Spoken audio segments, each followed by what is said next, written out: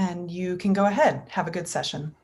Welcome everybody to the hardware session. So we have 4 exciting talks. I'll be watching the Zulip chat for questions for the speakers. So put your questions there and make sure that you say who they are intended for. So our first talk is going to be on Rosita towards automatic elimination of power analysis, which will be given by Madura and Yuval. Hey, good morning, everyone. Yes, I didn't. I'm Yuval, and I'm here with Madura, and this is work that was done with Neil Samuel, Leila Batina, Francesco Ragazzoni, and Marcus Wagner. And let's go ahead. Madura, please. Okay, so in 1996, Paul Kocher told us that if we have devices that run cryptography, then the device interacts with the environment and may leak information about what's going on, which we can pick up by using Madura, yes, by using devices that sense it. And then we analyze the signal and we can recover the key. And to fight side channels, we use a common technique. We just mask up. We take a value that we want to hide, and we choose a random mask. And when we apply the mask to the value, we hide the value. And now we can process the value and the mask together. Sorry, the value and the mask separately. And as long as only one of them leaks, we don't have any information leaked, and we are secure. And that works nice theoretically, but if we go to the real hardware, we have an issue of unintended interaction. So if we have the computer pipeline and we have a value going through the pipeline, then this value may be stored in one of the pipeline registers, and it stays there. And if we later process a related value, for example, the mask, then when it is stored in the register, basically remove the old value and leaks the originally unmasked value. And that's not good, because we don't have any information from software side that will tell us that this happens. So the standard way practitioners use to work with that is we have our programmer, and she writes the cryptographic software, apply it to the device under test, run some tests on that, and analyze the test to apply fixes to the software, and then the process repeats and repeats until there are no more leaks. So this is an expensive process because we need skilled programmers to do the work, and they need to have a large number of skills to enable them to do this process. And it just takes a long time to run and iterate between programming and testing. So what we want to do in this work is basically to take the programmer out of the loop and automate the process. And with that, I'll hand over to my colleague, Madura. Madura, please. So basically, we need to turn all this into an automated process. So to do that, we use a leakage emulator called Elmo, which was presented at Usenix Security 2017 by McCann et al. And secondly, we use Rosita, which is a tool that we wrote that can apply patches for the softwares. But there's a problem with Elmo that we can't use it as it is. We need to do some changes because original Elmo is only capable of emulating leakage of neighboring instructions. Any instructions that are far away to the target instruction are not emulated.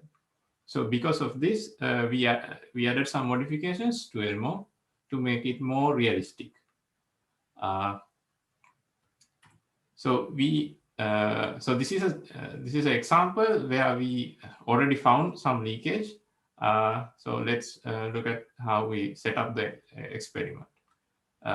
For this experiment, we loaded up two instructions with related shares, and we added some noise instructions in the middle so that these two instructions do not interact in the CPU pipeline. Let's look at the results that we got from those previous experiment. So in this experiment, what we did was, so here in the horizontal axis, it's the time, and the vertical axis, it's the t-value. So the t-value shows the significance of the leakage, and we use the 4.5, the absolute value of 4.5 as the threshold t-value for our analysis. So here you can see that the real leakage is significant at the second instruction, and that the original version of Elmo is incapable of emulating it correctly, so that we can see significant leakage. And our modification, which is shown in green, gives us closer to a realistic emulation. So now that we have a realistic emulation of the leakage, let's look at how we can find the root causes for this leakage. So we use the Nmos power model, which is a combination of variables that emulates the differential voltage of a CPU. So the Nmos analysis generates the t-test values for the differential voltage. And what we additionally do is that we introduce t-test values for each of these individual variables, so that whenever these individual variables also become significant, we know that the cause for the leakage is coming through this value. Let's look at a fix on how we use this root cause detection to apply fix. So here, from prior detection, we know that the value of R4 and the memory that's pointed to by the value of R1 is leaking.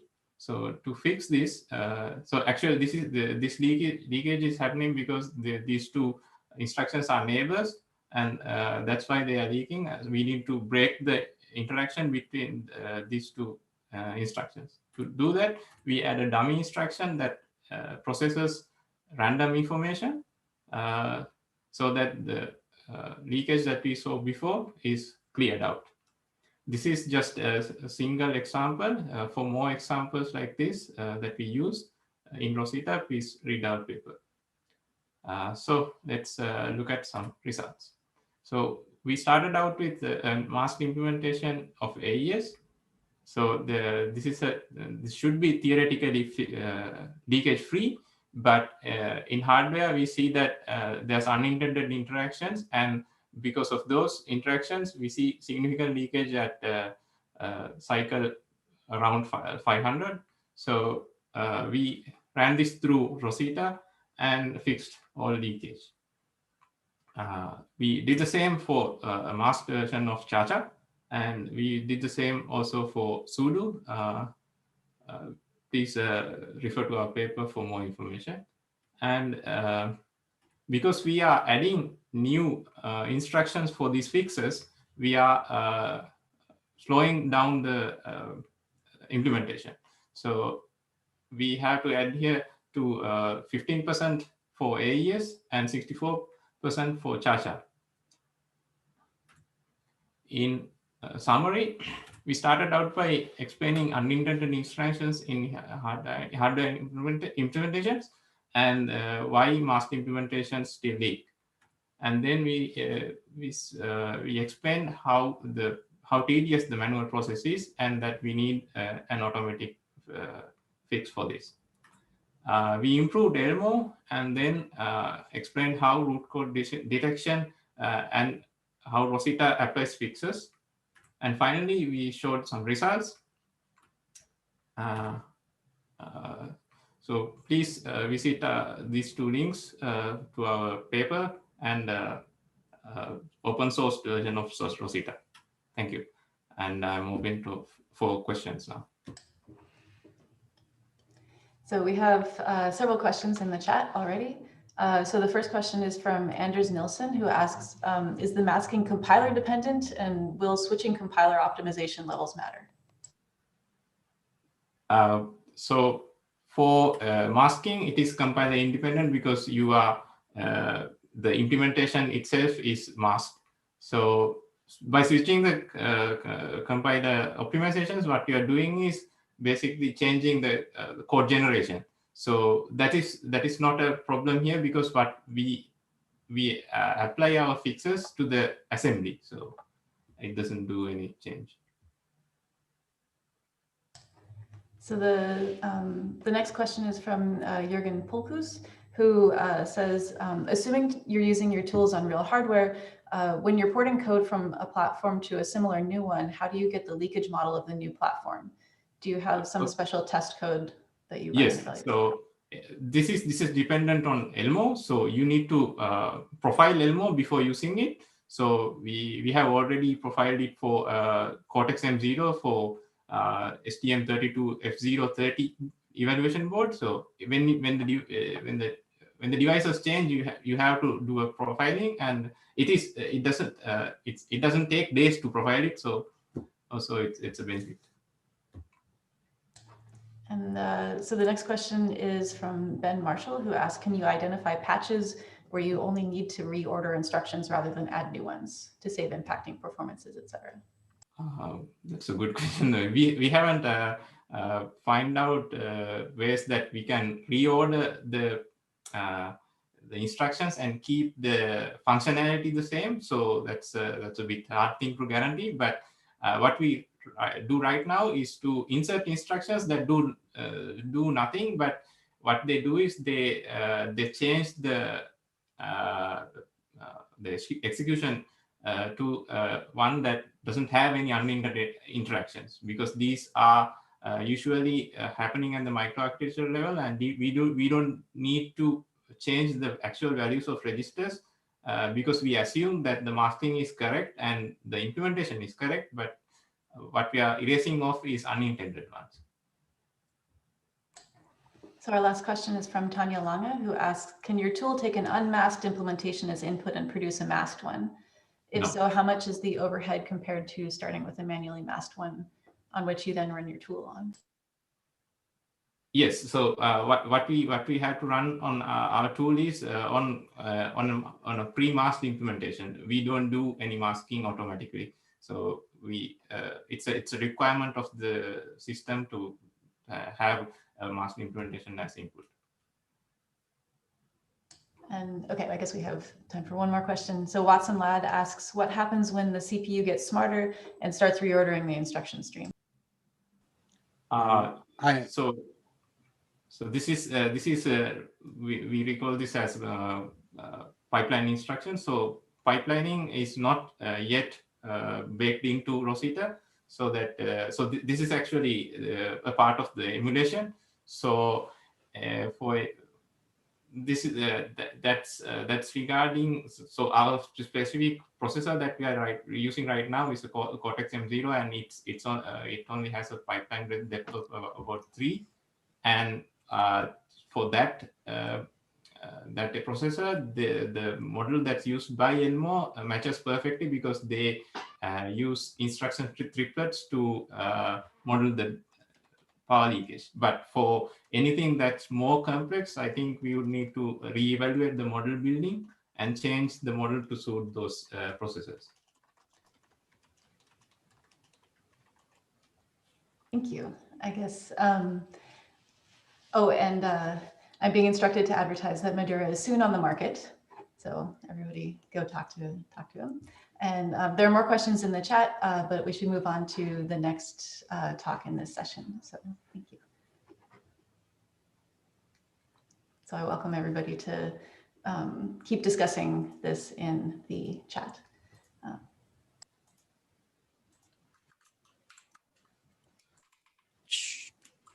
hello there. Everything fine? You're Yes. seeing my slides, good.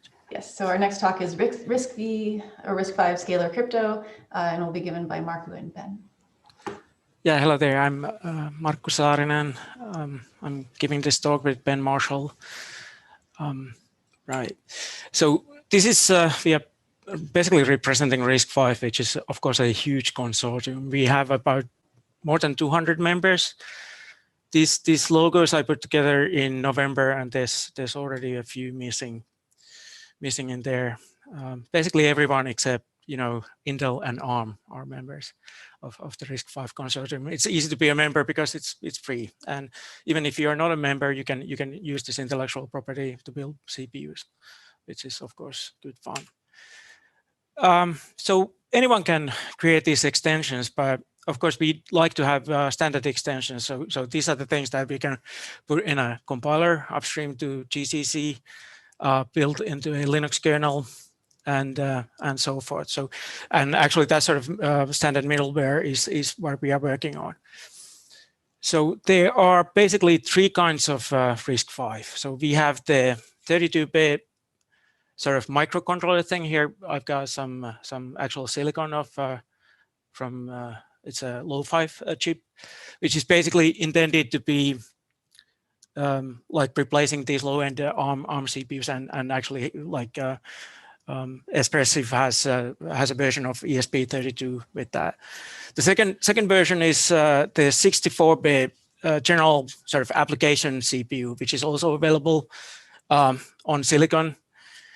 And that has a different kind of course, it's a different instruction set, different register file. So it has its own crypto extension. And then there's the vector architecture, RVVK. So it can be 32 or 64-bit.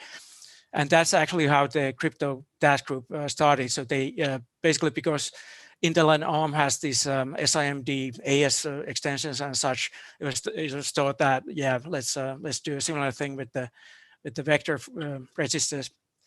But in 2019, I think it was Ben who first showed that, yeah, you can do things with the microcontroller things as well. So you can actually have 32-bit crypto instructions, which are really helpful for speed and for countering attacks. So scalar crypto means not vector. It means that you don't have a vector register file. You are just using the 32 general purpose registers that RISC-V has. That's actually quite a good, you know, you can put secret keys and things into 32 registers. So that's a scalar crypto. So I'll advertise the repo here. Actually full open source cores are available that implement this extension, and we've got formal verification things and industry participation as well with that. So you can find everything under that repo. So the task group is pretty happy with the current status of this thing, and we are currently we've handed it over to opcode and consistency review. So that means that other parts of the RISC-V, other RISC-V working groups are checking that there's no conflicts with any other instructions, extensions and such. But the task group has been very active in 2020, and we are pretty happy with that. Of course, currently most implementations of these are on FPGA, but they exist, right? So a little bit about the whole instruction set extension bit. So this is of course a RISC instruction set. So we don't want to just invent the instructions just for fun. Basically, we studied especially the bitmap extension, which has very helpful things for crypto like rotations. The base RISC-V instruction set doesn't have that on, and of course those make char3 and char go a lot faster, and they are essential for the lightweight crypto competition candidates that are coming up. Also, luckily enough, in bitmap we have carrierless multiply that can do GCM So we did the like evaluation of how to do GCM on various architectures on 32-bit, 64-bit. And of course, it's helpful for like code-based crypto and some other things as well. So we took those and made them part of the crypto extension. So if you have crypto extension, you're using the same opcodes and things, same instructions, but it's just a subset of bit manip. So we mandate that, for example, you'll always have rotations if you have the crypto extension. But then there's specific things that really benefit from having special purpose instructions like AES. So that, you know, timing attacks and such can be countered that way. So that was basically the approach. Minimal set for standard things that you can use it the most. So AES, there's two kinds of AES. The microcontroller, the very lightweight AES is basically doing t-tables in hardware. So a t-table, of course, in assembly would be 5 instructions. You would have to mask the byte. You would have to do address calculation, do a table lookup, and sort that together. So all of that is rolled into this single cycle instruction, which is very small. So that it's about like 1,000 gate equivalents, which means that AES all of a sudden becomes like lightweight crypto. This can be implemented on a 32-bit core that has very little else than any other extension. This extension alone, this instruction, or these instructions here are sufficient to implement AES. So that's fun. For 64-bit, there's a little bit different extension, of course, because the registers are double the size. So you can, in 2 instructions, process the 128-bit bit state. You need 6 instructions per round. That's again faster. I mean, that was 5 times faster, and compared to a bit sliced implementation required for constant time, that was more than 10 times faster. This is faster again, but it's a little bit larger because but you can do these trade-offs. We have a paper already on DChess, or coming up in chess later this year, about these sort of considerations. We did consider quite a lot of different types of instructions, right? There's also lightweight SHA-2 support that well, it's not so needed for timing attack countermeasures, but it does. It's a very simple instruction. It's just a bunch of constant rotations and XORs, basically implementing these sum and sigma functions. And similarly for SM3, with the Chinese equivalent, we have support for that. And well, the approach to random is a little bit different. So this is an entropy source interface. It matches basically with the SB800, 90B, and AES31 approach. We already have AES for DRBG generation. So this is simply an entropy source interface defining the minimum entropy coming in there. It's not in a user mode instruction. Intel had some problems with that. Yeah, anyway, it's a very simple instruction. We've already been in touch with BSI and NIST, you know, hoping that this will actually meet the certification requirements for common criteria and FIPS 140-3. So 10 minutes is up. So we got a bunch of stuff here that I collected. So how do I do RSA? So RISC-V is famous for not having a carry flag that one would need, of course, to do large additions. But actually, if you look at common implementations, they use this redundant representation where you have basically carry accumulation within like a small bit of each word. There's generic instructions that help with all kinds of things like side channel countermeasures, table lookups, constant time. We also have a constant time multiplication requirement. There's like an encoding so that your RSA will be constant time. And of course, we've run all of the post-quantum algorithms on this. Just, you know, there are no surprises. They are really behavior is like with the other similar class CPUs. Lots of questions about non-invasive, which is the FIPS term for side channel. Yeah, we don't have any this is an ISA, instruction set architecture proposal. So it's all up to the implementation. And anyway, if you certify something like that, you are basically certifying a cryptographic module, which consists of the hardware and software. So for a very specific hardware implementation, you can probably certify some side channel resistant things up to the highest like common criteria levels. So yes, coming to that, I have been also able to answer questions. So thank you. Yeah.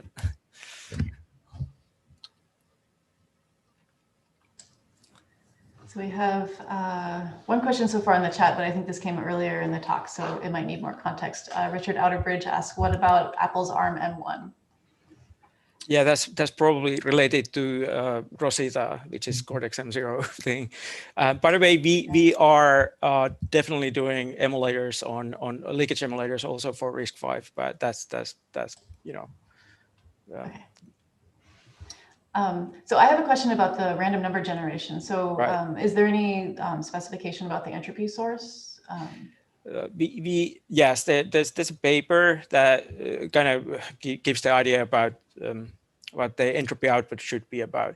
So we don't opinionate about the noise source itself. We just require it to have certain amount of entropy and have the sort of health tests required for certification.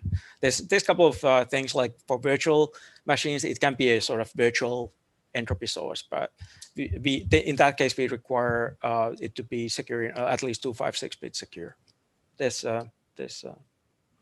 Yeah, that paper gives a pretty good outline of the whole thing, and there's also an awful lot of design rationale in the spec itself. It is like sort of recommendations to implementers as sort of here be dragons. Here's how everyone else has gone wrong in the past implementing their random number generator source or their entropy source. Here's how we're learning from it. So there's a lot of that. Yeah, our rationale for entropy source is a big chunk of the specification. Yeah.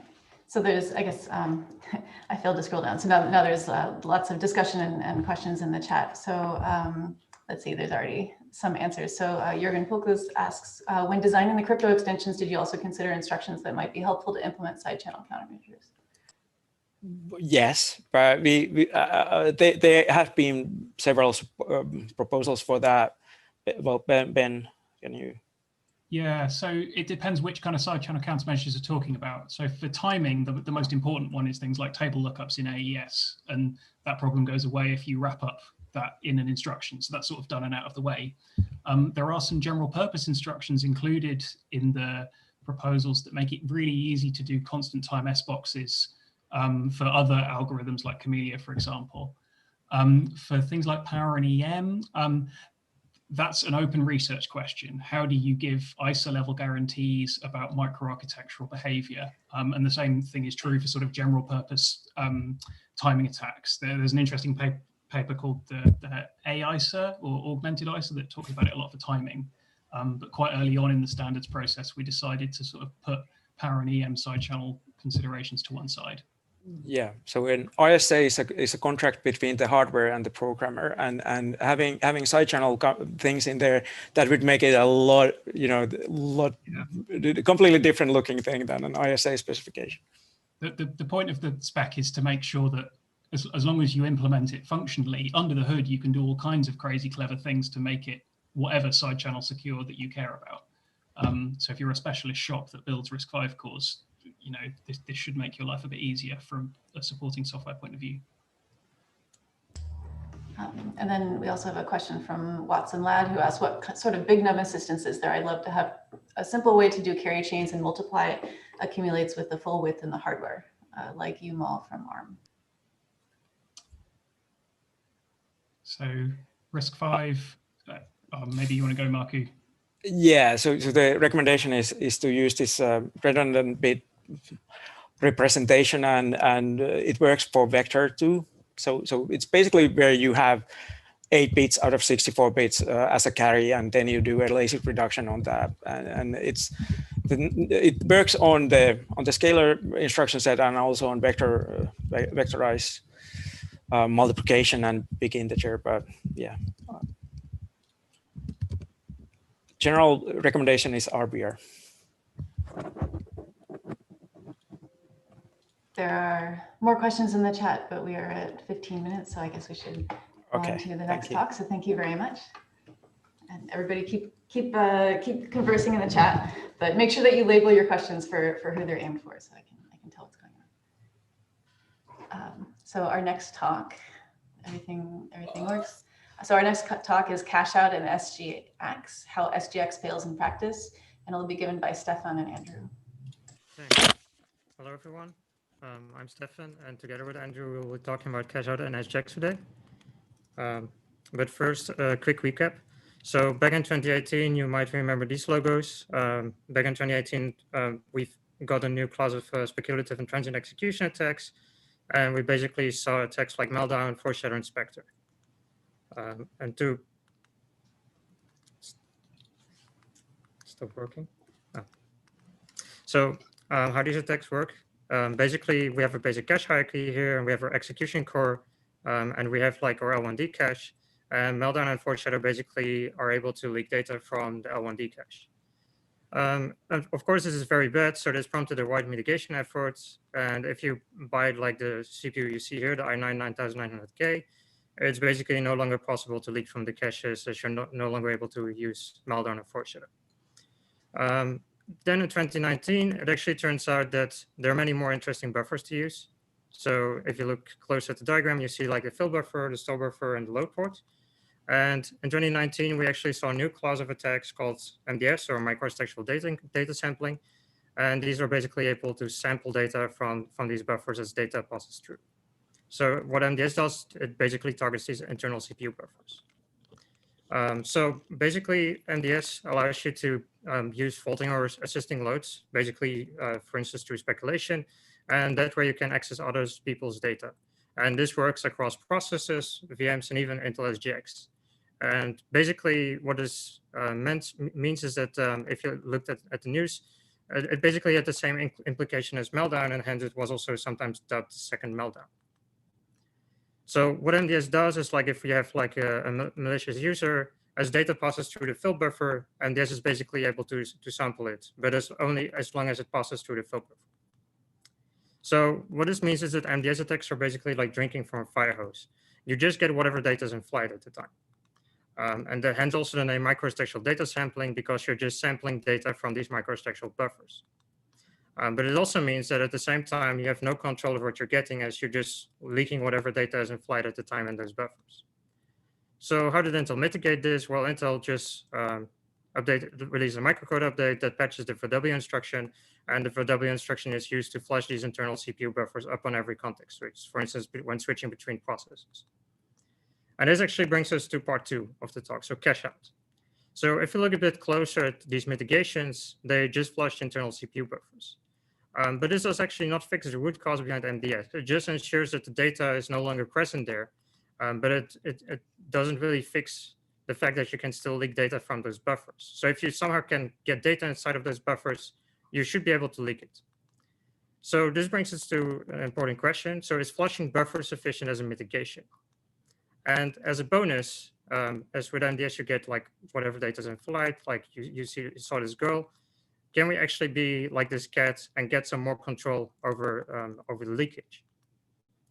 So if we look at the MDS Works, for instance, the riddle paper, this code basically mentions that if you evac data from the cache, it's basically forced into the fill buffer. And the zombie alert paper also reports a 0.1 bytes per second leakage despite the mitigation. And this residual leakage is actually worse. So what we found with cache out is that there is exactly a data path from the L1D cache to the L2 cache that gets triggered through eviction. So whenever you evict something from the L1D cache, it actually passes through the fill buffer before reaching the level 2 cache. But remember that the line fill buffers are still leaky. So if we can actually manage to get data through the fill buffer, we should be able to sample it. So how do we exploit evictions? So we have a cache which is fast, we have a fill buffer next to it, and we have a DRAM which is slow. And as the program runs, the victim's data ends up in the fill buffer and the cache. And now as the operating system switches to the attacker, the VW instruction basically ensures that the fill buffer no longer contains the victim's data. So can we somehow get the data from the cache into the fill buffer? So the cache is divided into different sets. And if you have like the address of your data determines into which cache set that data is going to be. So what the attacker does, the attacker just reads addresses that all map to the same cache set to basically fill the cache set with its own data. And because there's no room left for the victim's data, it has to be evicted. So it ends up in a fill buffer, and in the meanwhile, the CPU just writes it back to the DRAM. And this basically allows the attacker to perform an attack similar to MDS, where it just performs a faulty load, samples the data from the fill buffer, and then extracts the data back to the attacker. So what we found with cache out is that you're actually able to leak at 2.85 kilobytes per second rather than the 0.1 bytes per second that Zombie mentions. And cache out actually targets data at rest rather than in flight. So with MDS, you just have to rely on the victim accessing the data continuously to ensure that it's in the line fill buffer. And then while the victim is running, you can basically sample the data from the line fill buffer. With cache out, we actually have control over when the data ends up into the LFB. We just evict like the particular cache that we want, and we can actually do this long after the victim accesses the data. And because we have control over the particular cache set, we can actually leak structured data like AES and RSA keys. We can leak neural network weights. We can even break Hazel and leak kernel data. And this works across VMs as well as including the hypervisor. So to put it even more to the test, we put the picture of the Mona Lisa inside an SGX enclave. And we basically managed to extract it using cache out. And with that, Andrew is going to talk to you about the exact implications of cache out for SGX.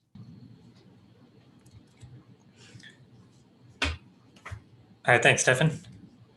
So Intel's SGX is a set of CPU features that allows developers to run code and store secrets inside of enclaves, such that neither the OS nor the hypervisor nor anything but the enclave can read the enclave's contents. SGX also provides remote attestation, which allows the enclave to prove to a remote client that the enclave has been initialized properly and on genuine SGX hardware. To do this, SGX stores a key called the EPID key, Enhanced Privacy ID, inside each CPU. The EPID key is used to sign the contents of the enclave along with a Diffie-Hellman key exchange. This produces a quote, which can be forwarded to the remote client as proof. And the takeaway of all this is that all of the trust is based on the assumption that the EPID key cannot be used by an adversary to forge arbitrary quotes. With cache out, however, we broke this assumption by extracting the EPID private key. As proof of this, we deployed the SGX bot on Twitter, which will attest to anything tweeted at it using that key. And back when we first released it in June, it actually signed over 100 quotes within 2 hours, after which it was blocked by GitHub. And after the public release of the paper and the bot, the key that was used by the bot was actually still trusted for an entire month. And this is because updating the SGX TCB requires users to install BIOS updates. And not all users are tech savvy enough to do that quickly. And so Intel can't invalidate them too quickly. To address this, and to be responsible, we hard-coded MR Signer to prevent abuse of the bot. So now let's look at a case study using Signal as an example to see how cache out's extraction of the EPID key can impact a real-world application.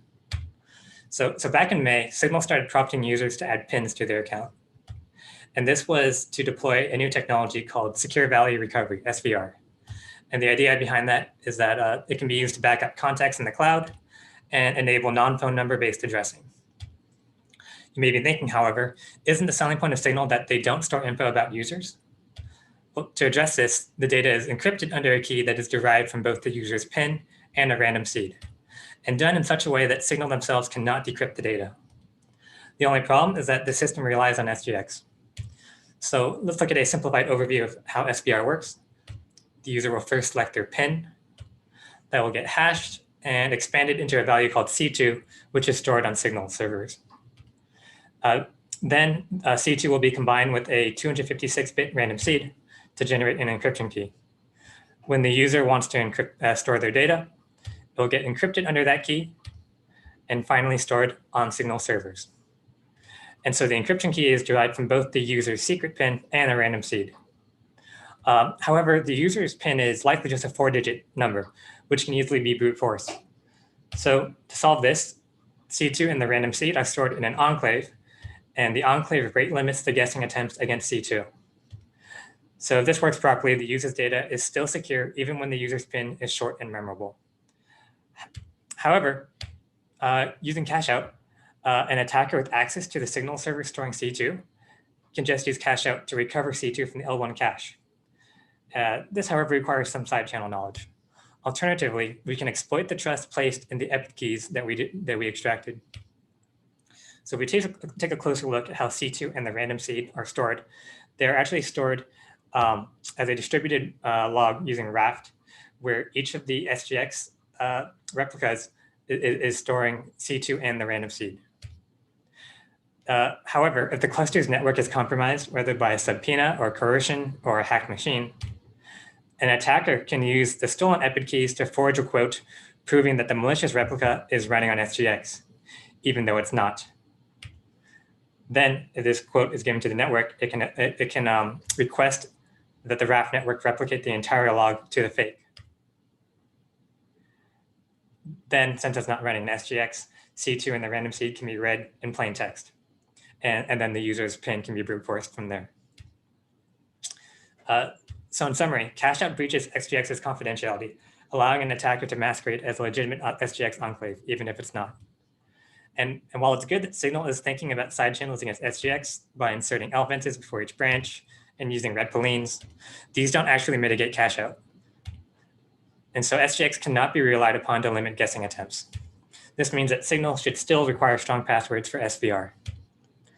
And so while we did extract the epic key using cache out, we didn't concretely demonstrate the Signal attack because it requires and assumes a malicious Signal server with access to the cluster. So you can't do this at home. However, this is also the threat model that Signal was built with in mind. So as a countermeasure, Intel deployed dedicated microcode updates on June 20th. And with that, I am happy to take questions.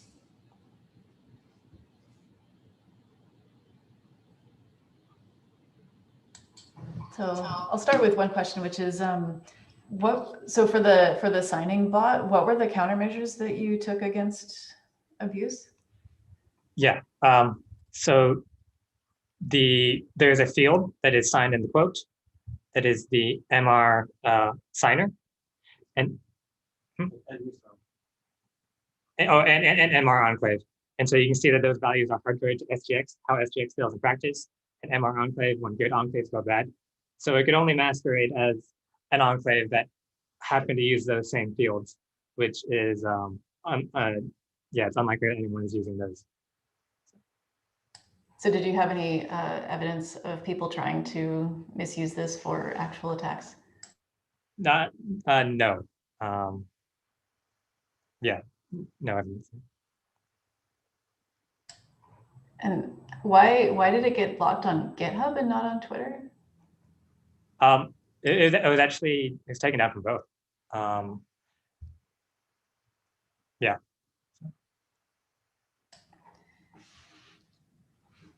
Are there other threat scenarios beyond the Signal case that you could see this being applied in? Yeah, so we chose Signal as a case study because that's actually a widely deployed application that's using SGX. There are a few others that we discussed in the paper, more sort of experimental SGX use cases. There's some academic works using SGX combined with Ethereum, such as what's it called? Oasis. Yeah. And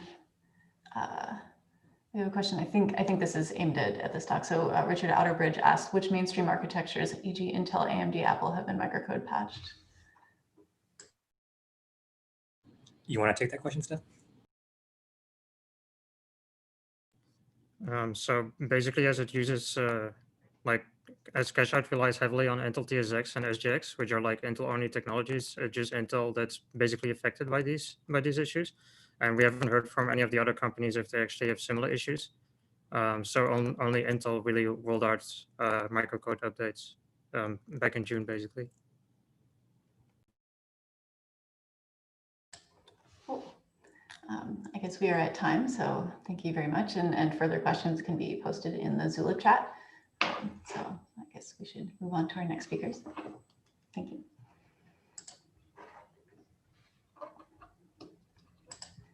So our last talk of this session is going to be my other car is your car, compromising the Tesla Model X keyless entry system, and will be given by Leonard. Thank you. So this talk is about compromising the Tesla Model X keyless entry system. As this is a very brief talk, I will mainly cover the issues that we found and how we exploited them, but not how we found these issues exactly. Now, this is the hardware track, so we're going to start by looking at some hardware. If you want to unlock a car, you usually use a key fob. That's not different in the case of the Tesla Model X. So if we open up this key fob, it looks like this. And there's a few interesting components we can identify. So first of all, we see a Texas Instruments Bluetooth Low Energy microcontroller that is paired with a 2.4 gigahertz range extender. On the other side, we see a Maxim integrated 22 kilohertz transponder chip that is not used to do any cryptographic operations in this case. It's only used to establish a low frequency communication link. Then on the far left, we see an accelerometer that is likely used to prevent relay attacks. And then finally, we see an Infineon SLM97 secure element that is common criteria certified. So you can likely imagine that this secure element is performing all of the cryptographic operations and would probably be the toughest nut to crack. So from an attacker's point of view, it makes sense to try and compromise the Bluetooth Low Energy chip, because if you are able to do this, you can send commands directly to the secure element. Now, if we take one of these key fobs, take out the battery and put it back in, it will actually start advertising itself as a Bluetooth Low Energy peripheral, which means we can connect to it and we can observe all of the services and characteristics that are exposed on the device. Now, one of the most interesting services is related to over-air download, which is basically a way for us to push new firmware to the key fob. And as it turns out, Tesla modified the implementation from the example, but there was a bug in how they validated the signature. So this means that we can override the firmware on the key fob. Now, a second interesting service related to application protocol data units, which is basically a format of sending commands to a secure element. So this means that through this service, you could send commands to the secure element over Bluetooth. Now, this is likely a security issue. And so Tesla realized this and implemented some blocks basically on the service. So that wouldn't allow you to send all of the possible APDU commands. And of course, they blocked the APDU commands that we as an attacker would like to use. Now, of course, if we can override the firmware inside of the Bluetooth Low Energy chip, we can remove these restrictions. Now, at the beginning of this slide, I told you that I would have to remove the battery from the key fob, which of course makes the attack quite lame. And it turns out that we can actually circumvent this issue by using a body control module. So this is one of the ECUs that is normally located inside of the vehicle. And in this case, it's responsible for, among other things, unlocking the vehicle. Now, as it turns out, this body control module can actually send a wake-up command over low frequency to the key fob, which forces the key fob to advertise itself as connectable over Bluetooth Low Energy. And this is done based on an identifier that is derived from the VIN. So the VIN is a unique number associated to the vehicle that is in this case also stored in a secure element inside of the body control module. Now, of course, if we replace the secure element, we could trick this body control module into believing it belongs to a different car and then use it to wake up a target key fob. So for now, our plan of attack looks something like this. We send a command using a modified BCM to the key fob. That wakes up the key fob. We now connect to it over Bluetooth. We push our own modified firmware to the key fob, which removes all of these restrictions on the APDU interface. Then we can request a validating rollout code through this interface from the secure element. And we can then go back to the vehicle and use it to unlock the car. Now, it's important to realize that we can only unlock the car using one of these rolling codes and that we would not be able to start the vehicle. And of course, it's more fun if we can also drive off with the car. So at this point, we have established physical access to the interior of the vehicle. And it now makes sense for us to look at how Tesla would pair a new key fob to the car. And as it turns out, Tesla uses something that's called the Tesla Toolbox for this, which is used to service Model S and Model X vehicles by service technicians, basically. So the tool is not publicly available on the internet, But as with most things, leaked versions do exist on the internet. And Tesla even briefly released the tool themselves unintentionally a few weeks ago.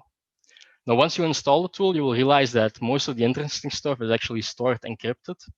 But as you can imagine, the tool itself has to actually decrypt these modules before it can use them. And of course, these modules contain a lot of interesting information for us. So normally, what would happen is you have a service technician with a laptop that's running the Tesla Toolbox software. He has valid Tesla credentials and so also gets access to a backend HSM or hardware security module. The laptop also has a USB to CAN interface that allows the Toolbox software basically to send APDU commands to the secure element inside of the body control module. And on the other side, it also has a USB to Bluetooth adapter that allows the software to send APDU commands to the secure element inside of the key fob. And in this way, the Toolbox software can communicate with both secure elements and basically perform the pairing procedure. Now, the actual pairing can be split up into two parts, namely provisioning and then actual pairing. So as it turns out, every secure element will have 5 RSA slots. Slots 0 and 1 are reserved to store Tesla-specific certificates. And then the secure element will generate 3 RSA key pairs. And the idea here now is that the backend HSM will create certificates for these slots, and then the certificates get stored inside of the secure element. So presumably here, the idea is that if you pair this key fob now to a vehicle, the vehicle would be able to ensure that it's pairing to a legitimate key fob that has valid certificates signed by Tesla. So at this point, we can continue to the actual pairing process, and we could play a little game. So if someone is able to find these certificates back in this pairing protocol, then I will buy them a virtual beer later on in the conference. So now you can see that the parties involved are basically the car body control module, the toolbox, and the key fob. But the key fob will actually never send its certificates to the car. So the car is not able to verify that it's pairing to a legitimate key fob. So for us, from the attacker's point of view, we can basically modify a key fob and have it skip all of these provisioning related steps and immediately go for the pairing protocol. And that's how we basically complete our attack. So we have already established physical access to the vehicle. We now connect to the diagnostic interface and start pairing a key fob that we have modified.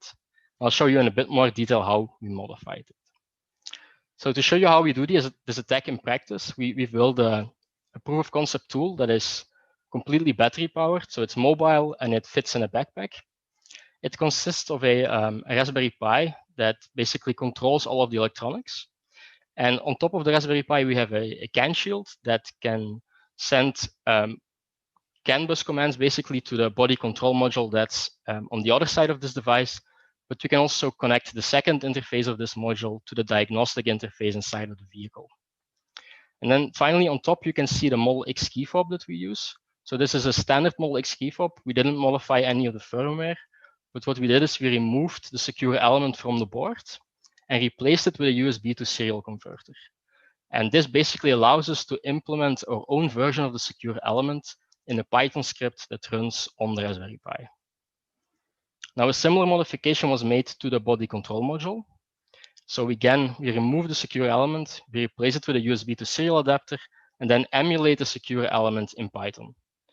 And basically what this allows us to do is to trick this body control module into believing it belongs to a specific VIN number. And that then in turn allows us to wake up a key fob. Now, of course, when we found these issues, we reported them to Tesla. This was back in August of 2020. They released a patch by the end of November 2020, basically together with making this research public, and they gave us a $5,000 bounty. Now, to end this talk, I want to show you a video of how we would carry out this attack in practice. I'm going to switch to VLC. I hope this will work smoothly over Zoom. But basically, the idea is that we have someone that parks their vehicle, and in this case, they parked it in front of our university building, which was probably not the best decision ever. So now they're maybe going for a walk or waiting for their car to charge. And at this point, we can approach the vehicle with our tool. We can read the VIN number from the vehicle from the windshield, enter this into our tool, and now our modified body control module thinks it belongs to that exact same vehicle. And it allows us basically to wake up key fobs and force them to advertise themselves over Bluetooth Low Energy. So this initial step has to be done over a distance of up to about 5 meters. But once we're connected to Bluetooth, we can, of course, extend this range. So now we're pushing our modified firmware to the key fob, which opens up the APDU interface. And now we can start asking the secure elements to provide us with codes to unlock the car. So these codes are rolling codes, they're one-time valid, and we have to use them in the same order as we receive them from the secure element. Now we can, of course, go back to the car and use these rolling codes to unlock the door. And as this is a Model X, we also, of course, have to open the Falcon doors. Now, as I've explained earlier, at this point, we're able to get inside of the car. And that's basically where the second phase of our attack starts, because now we can start pairing our modified key fob. So we get inside of the vehicle and we attach the tool to the diagnostic interface, which is located underneath of the center display in the vehicle. Once connected, we can start pairing our modified key fob. And as I explained before, we basically skip all of the parts of the protocol that we don't want to perform. Now the car in a few seconds believes that we have a valid key fob paired to the car. We start emulating again what a normal key fob would do inside of the secure element. The car will send us a challenge. We compute a valid response. The car verifies this response and then allows us to drive off.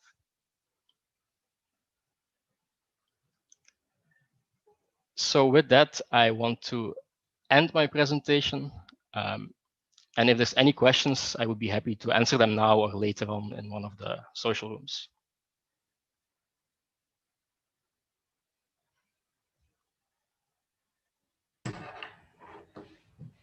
So can you, just because I'm slow and I don't see questions yet in the chat, everybody post your questions in the Zulip chat.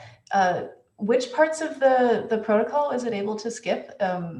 Like if there's some signature validation that it just decides not normally to do? would normally when you get a new key fob, so you buy a brand new one from Tesla, basically it will be in this state where Tesla certificates have been loaded, but these slots are locked, so you can no longer override them.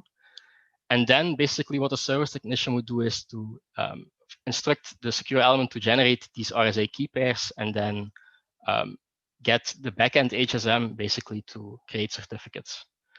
Now, because I'm not a service technician, or I don't have a valid credentials to this Toolbox software, I cannot use the backend HSM, and I wouldn't be able to create certificates. So I wouldn't be able to log the slots, and I wouldn't be able to go to the next step, which is basically a pairing protocol. And then by basically replacing the secure element, I can basically start at this point in the protocol. And it's also important to note here that in the provisioning, the car is not part of the protocol. So it doesn't realize that something is going wrong. So we have a couple of questions from the chat now. So Lorenzo Martinico asks, once you have physical access to the CAN bus, what other attacks are possible? There's all kinds of stuff that's possible.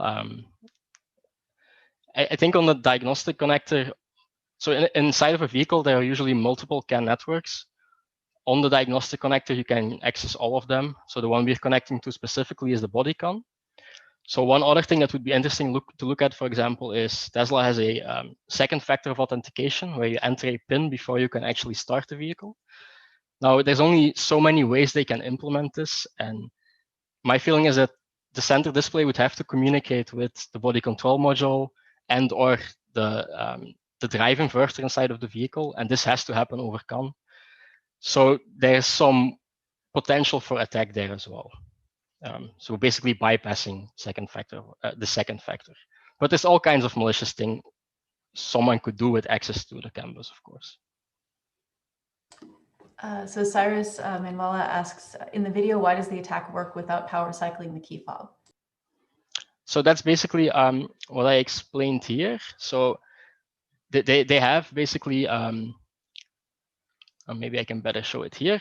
So on this tool, I'm not sure if it's visible on your end, but basically this tool says, that it's waking up key fobs with a specific car identifier. And it's basically to make the life of the service technician easier. So they can basically instruct the vehicle to do the wake up of the key fob instead of having the service technician having to open the key fob and take out the battery. And I'm basically using a component that's inside of the vehicle to emulate this.